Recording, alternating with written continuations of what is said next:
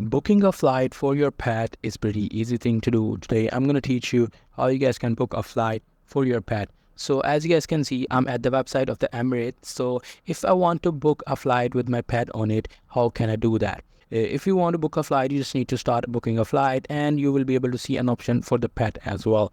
But it is limited to something. You can only travel domestically with a pet in the local flight. But if you want to travel international and you want to take your pet with you, you just have to call the customer service of that company. So suppose if I want to travel on Emirates, what will I do is I will have to call them for letting them know that I have a pet which I want to carry in an international flight. So for that, you have to book a flight first. After booking a flight, call their customer service and tell them that you want to take a pet with you, and they will ask you for your flight booking number and your ticket number as well. After that, they will help you taking your pet with you for an international trip.